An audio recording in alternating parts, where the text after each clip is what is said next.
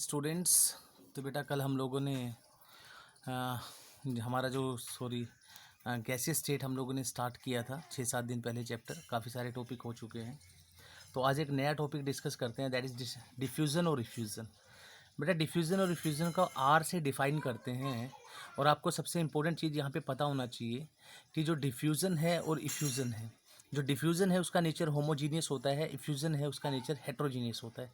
क्यों होता है डिफ्यूज़न होमोजीनियस? भाई साइड वाले कमरे में आग लग जाए तो इमीडिएटली जो स्मेल है चारों तरफ फैल जाती है और सबको स्मेल आनी स्टार्ट हो जाती है, यानी होमोजीनियस नेचर है, एक जैसी स्मेल आती है सभी को कि भाई कहीं ना कहीं आग लगी हुई है। इफ्यूज़न हेट्रोजीनियस होता है बेटा। साइकिल की ट्यूब के अंदर हवा भरी हुई है, पंचर हो जाए, इमीडिएटली हाई प्रेशर से गैस कहाँ निकल रही है? Low pressure.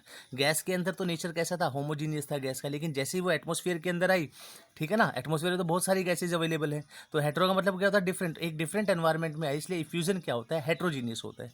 तो मैं ये कह सकता हूँ जो डिफ्यूजन है वो मूवमेंट ऑफ गैसेज है from high pressure to low pressure, ठीक है ना। हाई प्रेशर से लो प्रेशर की तरफ जब गैस मूव करेगी उसको हम क्या बोलेंगे? डिफ्यूजन। या मैं ये कह सकता हूँ जब हाई कॉन्सेंट्रेशन से लो कॉन्सेंट्रेशन की तरफ गैस मूव करेगी, that is called diffusion. Similarly the effusion is also the movement of gas from high pressure to low pressure, but the very important thing is through a small hole। जब किसी एक छोटे से whole से या छोटे से ओरिफिस से गैस क्या होती है? हाई प्रेशर से लो प्रेशर की तरफ मूव करती है, तब उसको हम क्या बोलते हैं? Effusion. Crystal clear you should have this concept that effusion में जो गैस निकलेगी वो एक छोटे से होल से बाहर निकलेगी, ठीक है। लेकिन यहाँ पे जो मूवमेंट होगी हाई टू लो होगा, यहाँ पे भी हाई टू लो होगा, लेकिन इफ्यूज़न के अंदर एक होल से, एक ओरिफिस से गैस का निकलना बहुत ज़रूरी है। फॉर एग्जांपल साइकिल की ट्यूब है, पंचर हो गया तो इमीडिएटली अंदर से एयर कहाँ आ गई? एटमॉस्फेयर के अंदर आ गई, जिसको हमने क्या बोला? इफ्यूज़न। दोनों के लिए फार्मूले सेम हैं, सेम केस स्टडी है, क्योंकि दोनों में ही मूवमेंट गैस की है, high pressure to low pressure या high concentration to low concentration, ठीक है ना। जस्ट डिफरेंस कहाँ पे है? यहाँ पे एक होल के थ्रू गैस निकलती है और यहाँ पे ऐसा कुछ नहीं है, एक होमोजीनियस एनवायरनमेंट है, जिसमें मैंने एक आग लगने का एग्जाम्पल आप लोगों को दिया।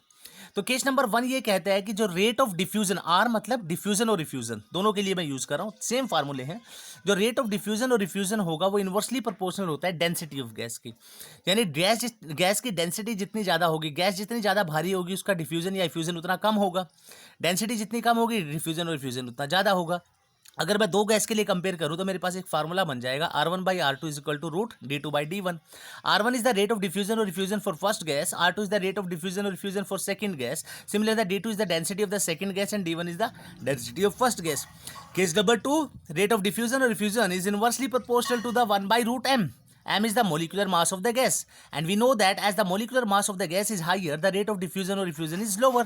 And if the rate of molecular mass of the gas is lower, then we can say that the rate of diffusion or diffusion is higher. अगर mass कम होगा, गैस हल्की होगी तो ज़्यादा भागेगी, ज़्यादा डिफ्यूज़न होगा, ज़्यादा डिफ्यूज़न होगा।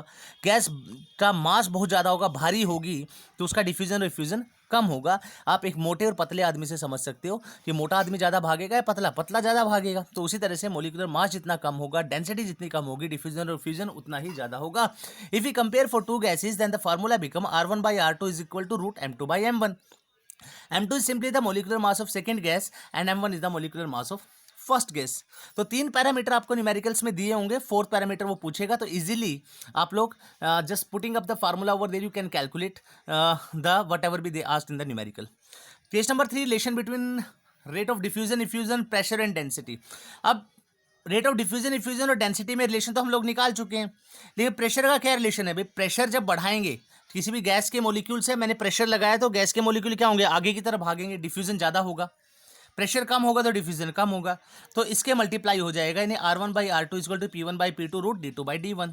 अगर RP और M में रिलेशन निकालें तो सिमिलरली अभी अभी मैंने पढ़ा कि प्रेशर बढ़ाने से डिफ्यूजन इफ्यूजन ज़्यादा होगा और प्रेशर कम करने से rate of diffusion and diffusion decrease हो जाएगा, तो मल्टीप्लाई में चला जाएगा pressure and R1 R2 is equal to P1 by P2 root M2 by M1। And the case number 5 is we know that the diffusion is equal to the velocity upon time. Velocity means the velocity of gas and time means कितने time में कोई gas कितनी velocity travel करती है, उसी को हम क्या बोलते हैं? डिफ्यूजन। अगर मैं दो गैस को कंपेयर करूं तो डिफ्यूजन क्या होगा? R1 by R2 is equal to velocity और टाइम, पहली गैस के लिए V1 by T1, second gas के लिए V2 बाई T2, ठीक है ना।